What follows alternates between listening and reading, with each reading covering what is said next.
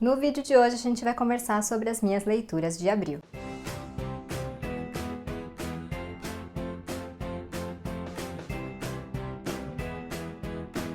Então, o mês de abril chegou ao fim e eu tô aqui para conversar com vocês sobre as minhas leituras, né, desse mês que terminou. Já adianto que eu fiz bastante leituras, assim, até mais do que eu esperava, embora, né, a quantidade não seja mais importante. Li alguns livros que já estavam aqui há algum tempo, li alguns lançamentos, enfim, tem de tudo um pouco. Então, antes da gente começar, vou pedir para você se inscrever aqui no canal para curtir e compartilhar esse vídeo, porque ajuda bastante na entrega do conteúdo, e também vou deixar o meu obrigado aos membros do Clube na Manita. Antes de falar sobre as leituras, né, vou falar sobre o único livro que eu pretendo ler esse mês. Quer dizer, eu pretendo ler outros livros, né, mas a obra que tá na minha TBR realmente oficialmente é O Morro dos Ventos Uivantes, da Emily Brontë, que é a leitura coletiva de maio do Clube na Manita. Então, se você quiser fazer essa leitura com a gente, venha que dá tempo, porque a gente começou a leitura na segunda-feira e é um cronograma bem tranquilo. O debate vai ser só em junho e, como sempre, né, o link do clube com todas as informações sobre benefícios, recompensas, etc, tá aqui na caixinha de descrição.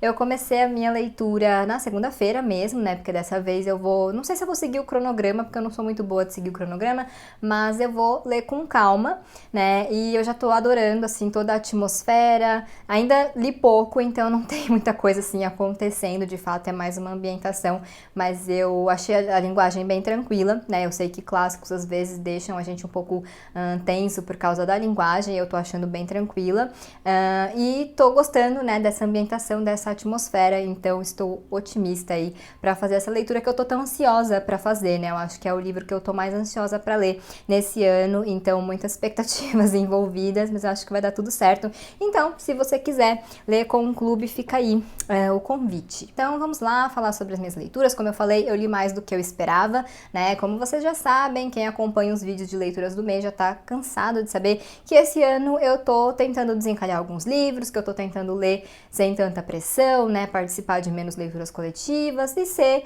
uma leitora mais espontânea nas minhas escolhas. Então, o que realmente tem me deixado feliz com as minhas leituras do mês nesse ano é essa espontaneidade, né, essa coisa de chegar lá na estante ou na pilha de livros e falar, eu quero ler esse livro aqui agora e eu vou ler. Então, meu mês teve isso também. A minha primeira leitura, que foi O Gótico Nordestino, do Cristiano Aguiar. Esse livro aqui reúne, acho que são 9 contos, né, curtinhos, né, o livro é super fininho, então os contos são bem curtinhos, que trazem essa atmosfera gótica misturada com elementos nordestinos, com elementos folclóricos. Eu achei uma leitura bem interessante, eu acho que eu mencionei no vídeo de book haul, né, que eu falei que como eu tinha me interessado pelo gótico mexicano, a hora que eu vi esse título aqui, gótico nordestino, não pensei duas vezes antes de fazer essa leitura, e eu gostei muito de como o autor incorporou realmente esses elementos góticos e principalmente a atmosfera gótica nessas histórias, mas ao mesmo tempo trouxe um ar muito original, né, com esses elementos folclóricos. Então eu gostei bastante dessa mistura.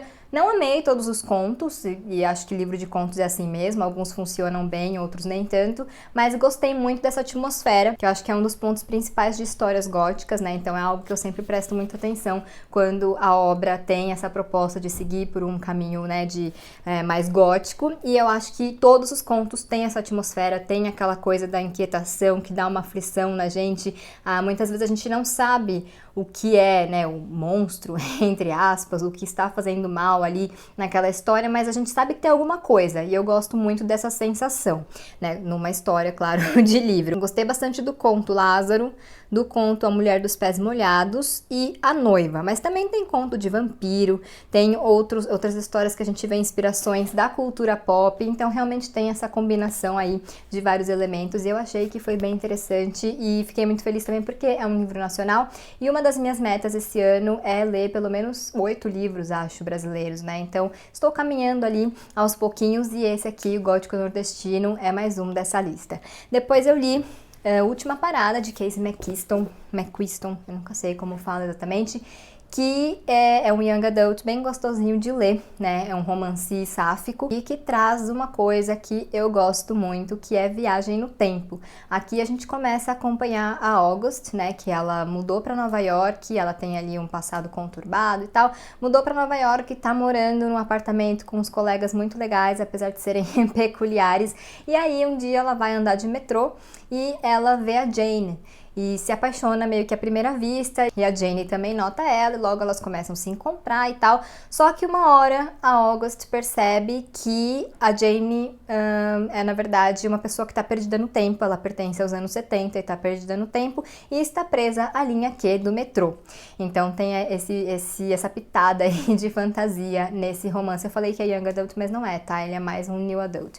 E enfim, então tem mais essa pitada de fantasia aí também que eu achei bem interessante. Eu gostei do livro, mas eu achei que eu fosse gostar um pouco mais. Eu achei que ele tem um pouquinho mais de páginas do que talvez devesse, né? A gente tem várias subtramas que eu gostei. Como eu falei, tem esses companheiros aí de apartamento da August que são muito peculiares e eles dão um toque ali especial pra trama. Então tem várias histórias ali secundárias que vão preenchendo esse livro. Mas em alguns momentos específicos eu achei que podia ter dado uma enxugada e ter focado mais realmente na questão da August com a Jane, no romance delas e também nesse dilema, né, do que ia acontecer com as duas, já que a Jane, como eu falei, está presa à linha Q do metrô e é uma pessoa, na verdade, que viveu nos anos 70. Aqui a gente tem, além da representatividade lésbica e também da representatividade bissexual, outras letrinhas, né, dessa sigla LGBTQIA+, representadas, e eu adorei isso e também gostei muito de como retratou a questão da luta pelos direitos das pessoas que fazem parte dessa comunidade.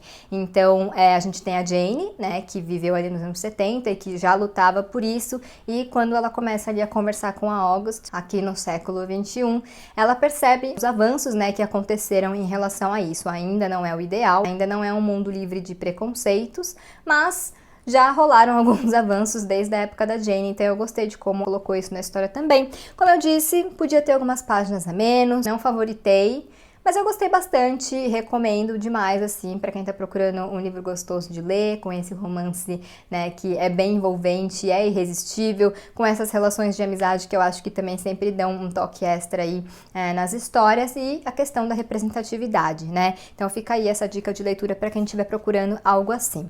Depois eu li um livro que eu queria muito ler, que é o 10 minutos e 38 segundos neste mundo estranho, da Elif Shafak, que foi um livro que, quando eu recebi no ano passado, eu achei muito interessante pela premissa que ele narra a história da Leila, que morreu, né? E esses 10 minutos e 38 segundos são os momentos finais da vida dela, né? Inclusive, tem estudos que dizem que esse é o tempo máximo que o nosso cérebro, a nossa mente, né? Na verdade, ainda funciona depois da nossa morte, da morte do corpo. Então, narra aí esse período. Eu gostei bastante do livro, mas a segunda parte dele, não sei, me deixou meio assim, né? A primeira parte são esses 10 minutos e 38 segundos, então a gente vai acompanhando várias lembranças que vão passando ali pela cabeça da Leila nesse momento em que ela já está morta, mas a mente dela ainda está funcionando, e assim a gente vai entendendo a história dela, né? A gente vai costurando ali um retalho no outro, né? Esses acontecimentos, e entendendo quem a Leila foi. Na segunda parte vem uma outra história, ainda sobre a Leila, mas uma outra coisa que eu não vou falar para não dar spoiler,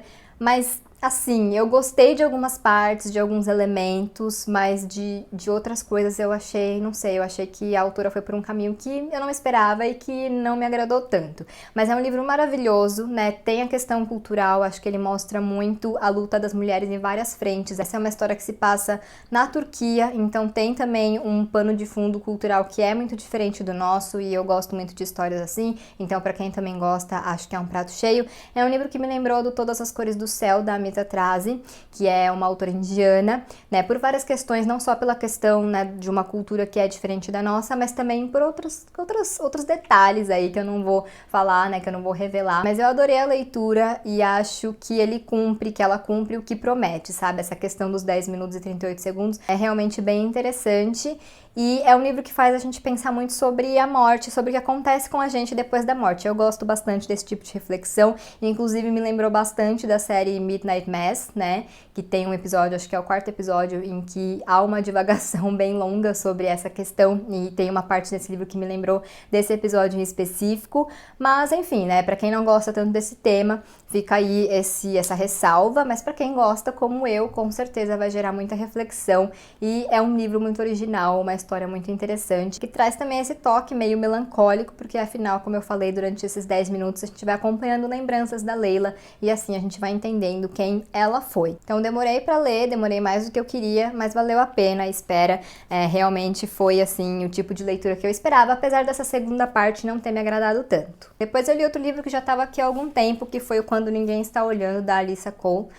Esse é um thriller, né, que eu vi poucos elogios, eu vi, na verdade, muita gente falando que não era exatamente o que esperavam, e é isso que me desanimou um pouquinho de fazer a leitura, mas aí era a leitura do mês do Clube Mais Que Livros, da Glau, e aí eu resolvi então que era hora de ler esse livro, e eu gostei bastante, ele me surpreendeu, acho que o fato de eu ter ido, né, com esse pezinho atrás também ajuda, mas eu gostei bastante da proposta dele. Eu falei que é um thriller, né, porque ele foi vendido assim, mas eu considero ele mais um suspense realmente, não acho que ele é aquele tipo de livro frenético, sabe? Embora a leitura seja muito fluida, ele é todo ali na base da sutileza, tem também uma atmosfera, ele me lembrou bastante de Corra, né, do filme do Jordan Peele, então para quem gostou também desse filme, acho que é uma ótima leitura, e ele traz uma crítica social e racial bem forte, né, e foi isso que eu gostei bastante nessa história, mas realmente ele não tem exatamente um ritmo de thriller, né, eu acho que a gente está muito acostumado com um certo formato desse gênero, então quando a gente vai ler algo que é vendido dessa forma, a gente já espera aquilo, e eu acho que esse livro foge um pouco dos padrões realmente, mas eu gostei muito, porque eu achei que é uma história que entretém, que envolve, que deixa a gente curioso, ao mesmo tempo em que traz essas críticas que eu falei, que são bem pertinentes, né, que são muito atuais e que também tem muito a ensinar pra gente. Eu não gostei muito do final, eu acho que esse também é um ponto que as pessoas não gostaram muito, que é um final que ao mesmo tempo em que ele é inesperado e tal, ele é um pouco corrido, as coisas ficam, sabe, meio no ar, muitas pontinhas ficaram soltas, nada que não dê sentido à história, mas sabe quando parece que tinha um personagem ali só pra fazer número e depois ele simplesmente some, nada é explicado? Eu senti um pouco isso durante essa leitura, principalmente no final, mas é isso que eu falei, eu gostei bastante, assim, é uma leitura bem gostosa de fazer e que traz essas críticas super importantes e que eu acho que todo mundo deveria fazer, essas reflexões que todo mundo deveria fazer. Depois eu li um livro que também estava muitíssimo curiosa, que é o Tudo é Rio, da Carla Madeira, mais um nacional. E esse livro aqui, essa é a capa do Clube do Livro da Óbvios com Submarino, mas essa é a capa comercial. Achei que eu poderia amar e favoritar, mas não foi bem assim. Gostei muito da escrita da Carla Madeira, é aquela escrita assim que você não quer parar de ler, é um livro que você facilmente lê em um dia, caso você queira, porque ele é realmente muito envolvente, além de ser pequeno, né, mas deixa a gente curioso para saber o que vai acontecer. A questão aqui é que eu acho que a autora trouxe muitos temas delicados, né, como prostituição, pedofilia, violência doméstica, violência infantil, e de uma forma que eu não achei tão responsável. Acho que essa questão faz a gente pensar sobre até que ponto o autor apenas retrata uma realidade e até que ponto ele precisa fazer uma crítica ou trazer uma lição sobre isso, sabe? Eu fiquei pensando muito sobre essa questão, ainda estou pensando sobre isso, não faz muito tempo que eu terminei de ler o livro, então acho que cabe muito essa reflexão durante a leitura de Tudo é Rio. Mas de qualquer maneira, eu acho que a autora poderia sim ter incorporado alguns aspectos dessas questões que eu falei, né, principalmente porque são questões sociais, na história, para trazer mais reflexão, para tornar esse livro um pouco mais responsável na abordagem desses temas. E o final dele, que é muito polêmico, né, quando eu postei lá nos stories no Instagram, muita gente falou, né, perguntando o que o pessoal tinha achado, muita gente falou, o livro é ótimo, a escrita da Carla é maravilhosa, mas o final não desceu, e pra mim o final não desceu de forma alguma. Não sei como eu posso falar sobre ele sem dar spoiler, mas vou dizer isso, não engoli esse final, porque eu acho que ele passa uma mensagem realmente equivocada. Eu acho que se não fosse esse final, todas essas questões que eu falei de prostituição e etc, a gente poderia levar para o lado de que a autora estava apenas retratando uma situação que é muito real, que faz parte da vida de muitas mulheres, né?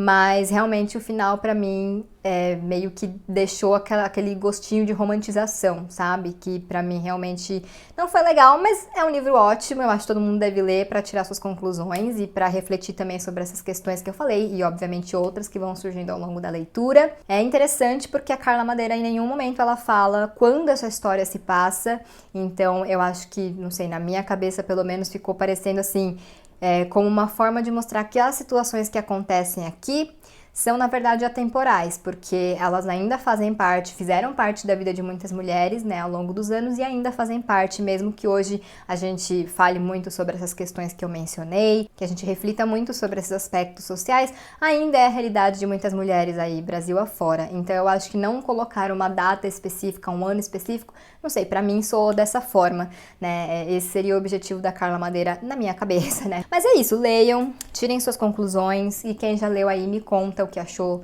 do final, o que achou dessas questões aí que eu pontuei, se acha que um livro, que um autor tem que sempre passar uma mensagem, né, ou se ele pode só retratar realmente acontecimentos que fazem parte aí do mundo, e isso por si só já gera reflexão, enfim, vamos conversar porque a leitura tá aí pra isso, né. E pra finalizar o meu mês, eu li 2 HQs maravilhosas. A primeira foi Vida nas Sombras, da Hiromi Goto. Esse aqui eu não vou falar muito sobre ele porque vai ter vídeo aqui no canal, né, em breve, então quem quiser saber mais sobre essa HQ, fica de olho. Mas eu já adianto que eu gostei bastante e é uma história protagonizada por uma personagem já da terceira idade, já idosa, né? E a gente sempre fala aqui sobre a importância desses personagens e é uma história protagonizada por uma personagem idosa e que toca justamente em pontos que eu acho muito importantes quando a gente pensa sobre essa fase da vida, né? Então é isso, logo vai ter vídeo aqui, sem spoiler, mas aí eu vou falar mais sobre esse livro e a gente vai poder conversar. E por fim, li Heartstopper, o volume 3. Bom, eu amo, não é segredo pra ninguém. Eu assisti a série, saiu na sexta-feira retrasada, assisti sexta, sábado, domingo, e aí fiquei com saudade no fim de semana passado e peguei então o terceiro volume pra ler. E esse livro é tudo assim na minha vida, né? Eu amo demais já essa série. Deixa eu mostrar aqui pra vocês como é. Aproveito pra panfletar novamente tanto a HQ quanto a série da Netflix, que está maravilhosa. E esse livro aqui, ele se passa em Paris, então vocês imaginam que delícia de ambientação. Eu tô muito ansiosa desde já pra ver esse volume adaptado na série, porque vai ficar simplesmente incrível. E nessa fase aqui da vida do Charlie e do Nick, a gente vai ver alguns episódios de homofobia e bifobia, né? Então acho que traz esses assuntos aí pertinentes também, que são importantes. E vai falar muito sobre essa questão de se assumir, né? De sair do armário, como é difícil, como é complicado e como seria bom ou como será bom quando a gente viver em um mundo em que as pessoas, né, da comunidade LGBTQIA+, não precisem sair do armário e muito menos serem tiradas do armário, né? No dia em que a gente puder realmente ser o que a gente é, amar quem a gente ama e não ter que dar satisfações, né, sobre isso pra ninguém. Então a gente continua aí sonhando com esse mundo, né? Enquanto isso a gente vai lendo esses livros para nos inspirarem aí e para fazer a gente também refletir sobre essas questões, para saber qual é o nosso papel nessas situações. Então leiam Heartstopper, assistam Heartstopper, porque é a coisa mais perfeita que tem e o 4º volume já tá em pré-venda, né? Então sai em junho, se não me engano. Então para quem é fã aí dos livros, e também vai ter a edição econômica que a editora seguinte está fazendo, vai ser em preto e branco e brochura, mas é uma versão aí mais em conta, mais acessível, né? E com a capa da série também, então para quem quiser conhecer essa história, né, das HQs, fica aí também essa opção de compra. Então essas foram as minhas leituras do mês. Eu, como eu falei, li mais do que eu esperava, mas o que eu fiquei feliz mesmo foi por ter desencalhado alguns livros, né, e ter lido coisas que eu gostei bastante, algumas me surpreenderam, outras não. Aí teve Tudo é Rio também, que deixou essa opinião dividida, mas todas foram leituras muito válidas e que eu adorei fazer. Então antes de me despedir de vocês, quero saber se vocês já leram algum desses livros, o que vocês acharam, principalmente de Tudo é Rio, e quero saber também o que vocês leram por aí no mês de abril. E então eu vou ficando por aqui. Se você não é inscrito no canal, se inscreve, por favor, curte, compartilha esse vídeo e a gente se vê em breve em um novo.